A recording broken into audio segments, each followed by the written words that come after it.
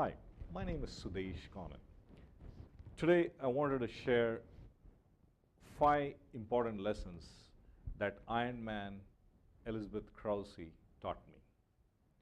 Miss Krause, or Beth, as most of us knew her, was a very special person. And today I wanted to share some of the values by which she lived her life. I want to also share some photographs that I have taken over the past 20 years, 25 years since I've known her. This photograph was, of course, her in her Ironman days. You can see a very trim and determined Beth. She had this extraordinary spirit in her. Now, don't get me wrong. She was ordinary like all of us. She went through stress. She went through periods of depression. She went through periods of self-doubt. But she had this unique ability to transcend life and have these incredible experiences because of the choices she made. So let's go back to history. This is the first slide. The next slide I want to show you. This is a photograph of us. And when I first knew her, this is probably 1990. This is a bar in Madison, Wisconsin. And I was fresh off the boat, a graduate assistant at University of Wisconsin-Madison. In fact, the term that the Immigration and Naturalization Service gave us was non-resident alien. And in many ways, I must have been an alien to Beth and her friends, in my values, in my approach, in my language. But there was unconditional love from Beth. And I'm not the only recipient of this love. There are many of her students, many of her friends and family have got this unconditional love. And that made the world brighter not only for us, but for her. And it's a lesson that I carry to this day to understand that it's so important. The next slide, this is in 1994. I had already moved out of Madison, Wisconsin, but then we had a get-together in 1994. And you can see me on the left next to Beth on a blue jacket. The second lesson was push yourself. Beth came from a small town called Rhinelander, Wisconsin, which is about 200 miles north of Madison, close to nearly no big city. But she grew up with a deep sense of faith, trust, love, and determination. She always wanted to be a teacher, and she was an excellent teacher. But the story that I tell people all the time is that happened in 2004. Now, by 2004, I had finished 3 marathons. So I knew what an endurance event was. So I get an email from Beth. I'm going to say this is September 2004, saying, Sudesh, I've seen a couple of Ironmans in Madison, and I've signed up to do the next one in September in 2005. And my first reaction was, are you crazy? What's a marathon? A marathon is about 26.2 miles of running. Okay? I'd done 3 of them by that time. And I know it's pretty hard work. An Ironman triathlon is 2 miles of swimming, typically in the open water, cold waters of Lake Mendota, and 120 miles of biking, and then followed by the 26.2 miles of running, all in one day. And there's a time limit. You have to finish it in 17 hours or something like that.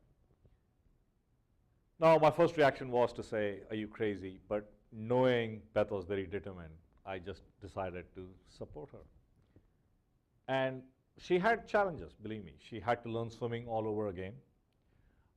Stamina, what is that? She didn't have any stamina. She had to build that from scratch. But in her own bulldog determined way, she did it. And by 2005, she had finished her first Ironman. And she gave an example of a 92-year-old lady who took care of, who lived alone, took care of, grew vegetables, pickled them, and all that. And she learned from this lady that You have to push yourself. So the next slide is the same year, 1994, with a baby. Baby and children just flocked to Beth. She had this magnetic personality, and as a teacher, you already seen all those Facebook notes about her. She had that energy and that passion. So what is lesson number 3? Run facing the traffic. And to me, it was a metaphor for facing the challenges in front of her. She never shied away from the challenges. Her biggest gripe about runners were that the runners who wore headphones and they didn't know, they were not aware of the traffic. And to me, the metaphor is, in life, she was always aware of what she was doing. She took time to enjoy the pleasures of life. If we went on a long biking trip, she took time to enjoy the beauty around Madison. So that is lesson number 3. So let's go to lesson number 4. This is a picture from 2011. We are much more older. You can see my gray hair. And Beth still had that energy. She had gone to Vietnam. She had gone to Poland. She had gone to Czech Republic. She had, different places. She was a wiser and a happier person. And our fundamental rule was, quitting is not an option. I already gave you the example of the Ironman event, how she trained for all these events. But with even dealing with cancer, she had that never say die attitude. Even when she got the diagnosis of cancer, she said, I'm not quitting. I believe in Jesus, and I will do my best. And she did fight the good fight. The next slide is the most recent one, 2013, December. At that point, we thought she had some bad case of pneumonia that was hard to cure.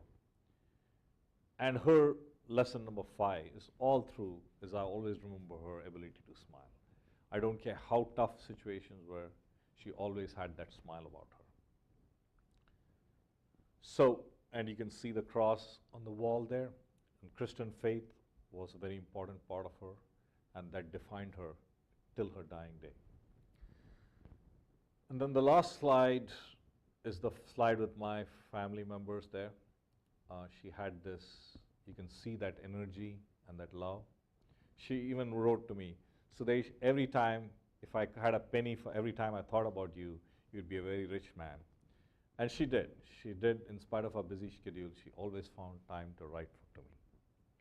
So I want to go through quickly the 5 lessons. First one, love unconditionally. Second, push yourself. Third, run facing the traffic. Number 4, quitting is not an option. Number 5, smile through your challenges. In fact, that's the first thing she wrote about the Ironman that she completed. She said, one of my goals was to keep smiling. And she said, I kept smiling through, except during the swim when I was being kicked on the face by a couple of people. So Beth, I think about you, and I'll think about you till the day I die and meet you again. Thank you.